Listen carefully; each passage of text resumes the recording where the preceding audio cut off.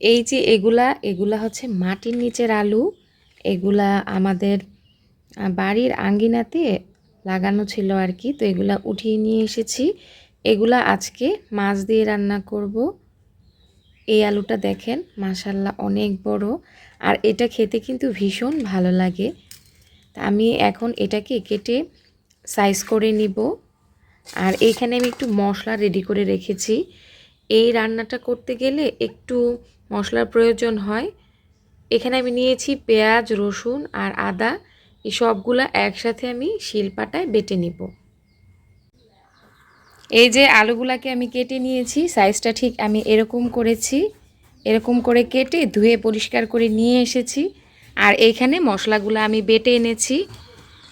এই যে পেঁয়াজ, রসুন আর আদা, এগুলা দিয়েই কিন্তু আমি এই মজার তরকারিটা রান্না করে ফেলব। এখন চলে এসেছি রান্না করার জন্য। সব কিছু তো কেটে বেছে ধুয়ে পরিষ্কার করে নিয়েছি। এখন আমি মাছগুলো তো ভেজে নিব, সেজন্য কড়াইতে একটু আমি তেল দিয়ে দিচ্ছি, একটু বেশি করে দিচ্ছি, কারণ বাকি তেলটা দিয়ে কিন্তু আমি তরকারিটা রান্না করে ফেলব। এই মাটির নিচের আলু, এগুলা আমাদের এখানে বল আলু হিসেবে পরিচিত। এক এক অঞ্চলে হয়তো এক এক নাম থাকতে পারে, তবে আমাদের এখানে এগুলাকে বল আলু বলা হয়। আর এই আলু দিয়ে না অনেক ধরনের রেসিপি করা হয়, তা আমাদের এখানে তো খুব বেশি একটা পাইনি, সেজন্য অন্য কোনো রেসিপি আমি শেয়ার করতে পারিনি। এই যে এখানে আমি তেলাপিয়া মাছ নিয়েছি, তেলাপিয়া মাছ দিয়ে রান্নাটা করব। এটা কিন্তু মুরগি মাংস দিয়ে রান্নাটা করলেও খেতে ভীষণ ভালো হয়। মাছগুলাতে লবণ আর হলুদ মেখে রেখেছিলাম, এটা আমি একটু হালকা করে ভেজে নিব।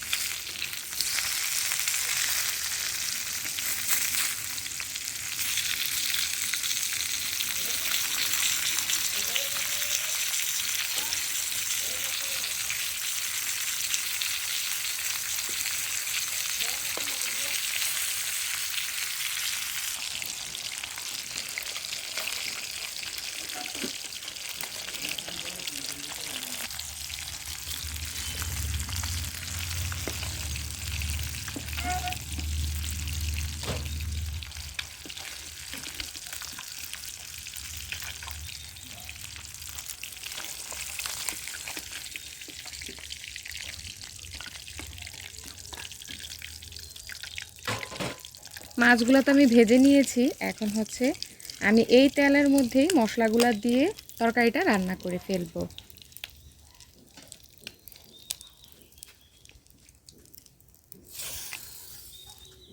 পেঁয়াজ, রসুন, আদা,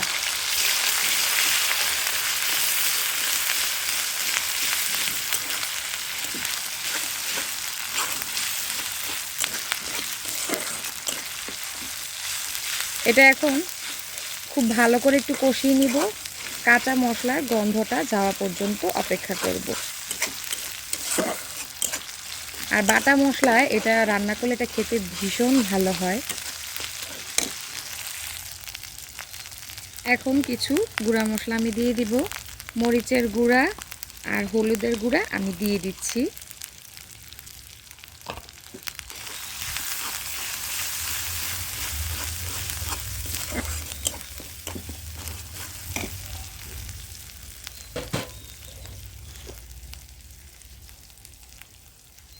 লবণ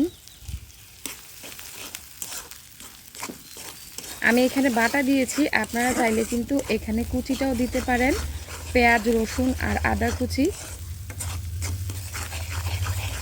এখন এটাকে আমি খুব ভালো করে কষিয়ে নেব। মশলাটা আমার কষানো হয়ে গিয়েছে, এখন আমি কেটে রাখা আলুগুলা দিয়ে দিব।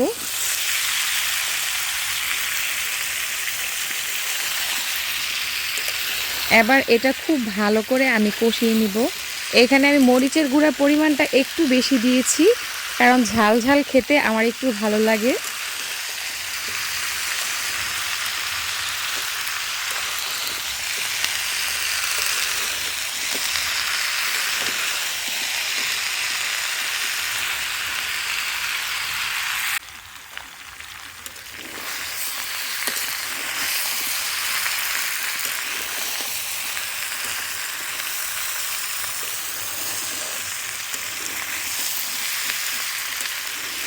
এটা কিন্তু অনেকটা সময় ধরে খুব ভালো করে কষিয়ে নিতে হবে।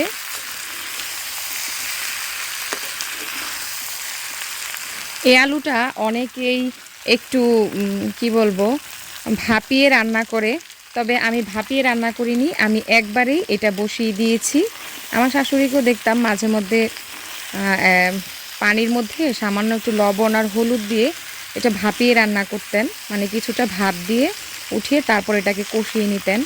তবে আমি এভাবে রান্না করি না, আমি এটা একবারেই কষিয়ে রান্না করি। এটাও খেতে কিন্তু ভীষণই ভালো হয়।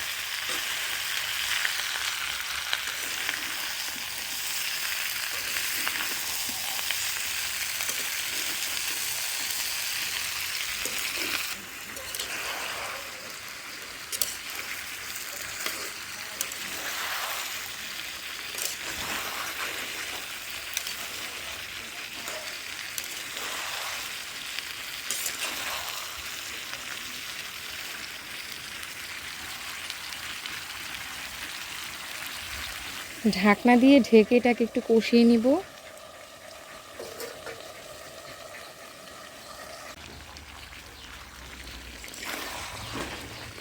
আমি কিন্তু বেশ অনেকটা সময় ধরে সামান্য একটু পানি দিয়ে কষিয়ে নিয়েছি, আর এই যে দেখুন আমার এটা কষানো হয়ে গিয়েছে।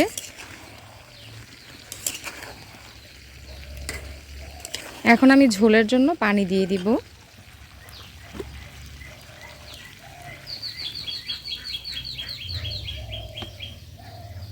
পানির পরিমাণ একটু বেশি করে দিতে হবে। একটু বলক আসুক, তারপর আমি মাছগুলা দিয়ে দিব।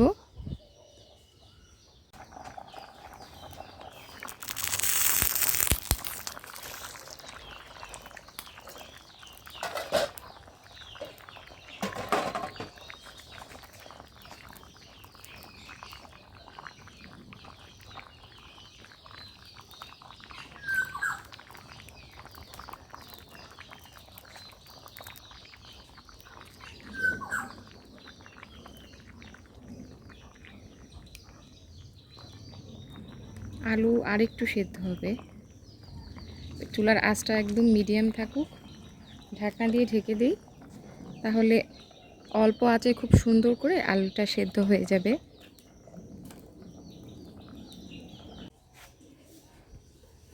এই যে দেখুন আমার আলু কিন্তু একেবারে সেদ্ধ হয়ে গিয়েছে, আর ঝোল একটু বেশি রাখতে হবে, না হয় কিন্তু এটা একেবারে শুকিয়ে যাবে। এটা এমনি নামানোর পরে অনেকটা ঝোল টেনে যাবে।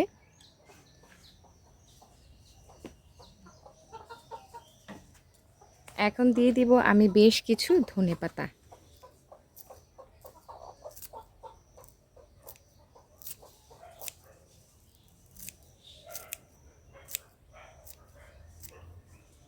এই ধনেপাতাটা দিলে এটার ফ্লেভারটা আরও ভালো আসে। ধনেপাতা দিব দেখে কিন্তু আজকে আমি কোনো ধরনের জিরা ইউজ করিনি।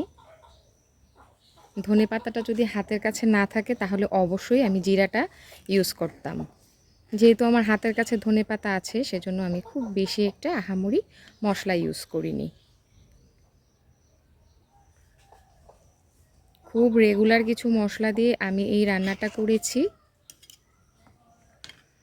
4 থেকে 5 মিনিট এটাকে ঢাকনা দিয়ে ঢেকে রাখবো। তারপর এটাকে নামিয়ে আমি গরম গরম পরিবেশন করব।